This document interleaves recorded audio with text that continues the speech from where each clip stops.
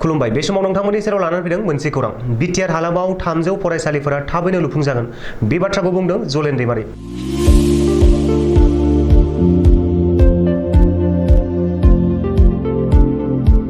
तामुलपुर जिल्लानि बगाजुलि हालामनि सोमदोन गुदि फरायसालिखौ सिखोन साखोन लुफुंनाय जाबाय।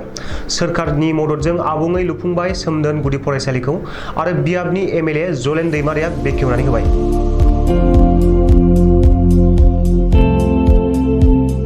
सोमदोन गुदि फरायसालिखौ बेखेवनानै एमएलए जलेन दैमारिया बुंथियोदि रायजोआव सोलोंथाइ बिथिंखौ जौगाखांहोनो गोब्राब खामानि मावगासिनो दं खुंथाय गोहोनि सोरखारा।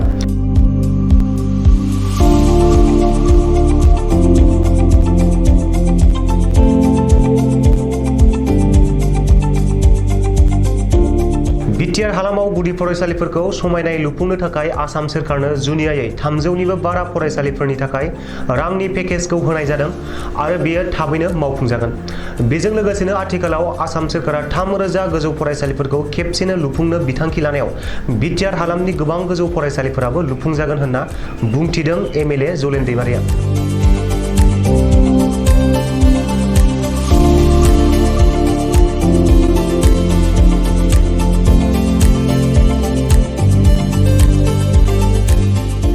बाथ्रा बगाजुलि हालामनि थाखाय दिनैहाय मानोना बिटिआर सुक्ति जाखांनायनि उनाव इउपिपिएल सरकार फैनायनि उनाव प्रमोद बर' बिथांनि दैदेननायाव दिनैहाय जों बिटिआर सरकारनिफ्राय बेवहाय गंसे फरायसालि लुफुंनानै होनो हाबाय। बेयो जोंनि थाखाय जोबोर गोजोनथाव बाथ्रा मानोना थांनाय 2000 बिटिसि सुक्ति जानायनि उननिफ्राय 2003 मायथाइनिफ्राय बेवहाय हाग्रामानि सरकार फैबाय बिटिसियाव बगाजुलियाव बेबायदि गंसेबो फरायसालि लुफुंना होनो हायाखै। बे जोबोर दुखुनांथाव बाथ्रा। बिथांमोना खुगाल' बाथ्रा बुङो खिन्थु गंसेबो बगाजुलियाव बिदि फरायसालि लुनो हायाखै।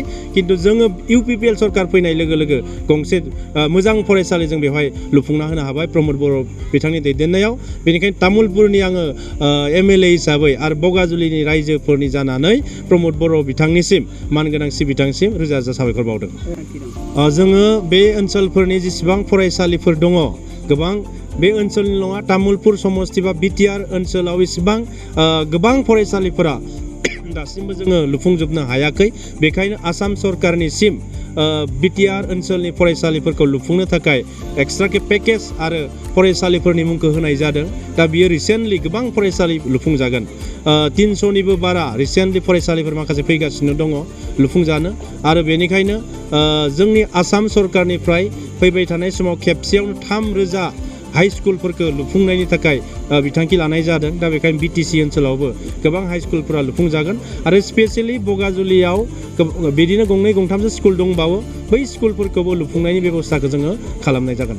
दिनैहाय 6.3नि गेजेरजों जेसेबां भेन्सार स्कुलफोर जोंहा बे बिटिआर हालामाव दङ बै हालामनि फरायसालिफोरा सरकारि जानांगौ 6.3 हिसाबै। दा बेवहाय दिनैथ' गोबां मानसिफ्रा दिनैहाय हयथ' खोनाया बा नुवा माखासेया दिनैहाय जों स्टेट सरकारनिसिम जोङो एसेम्ब्लियाव कुइसन खालामदों आरो रिटेन कुइसन होदों जों दिनैहाय। दा जायनि थाखाय दिनैहाय बिटिआर ओनसोलनि कलेजफोरखौ लाग्रोनो ओंखारबोदों। दा दिनै बिटिआर कलेजाव ओनसोलाव थानाय माखासे भेन्सार कलेजफोरा दिनै लाजासिगोन। दा बेनि थाखाय अलरेडि खामानिया जोबखाबाय। बेनि उनाव जोंहा थालांनाय स्कुलफोर थागोन फरायसालिफोर थागोन बै फरायसालिफोरखौबो 6.3नि आन्डाराव आसाम सरकारा लानायनि थाखाय बेबस्था खालामगासिनो दङ।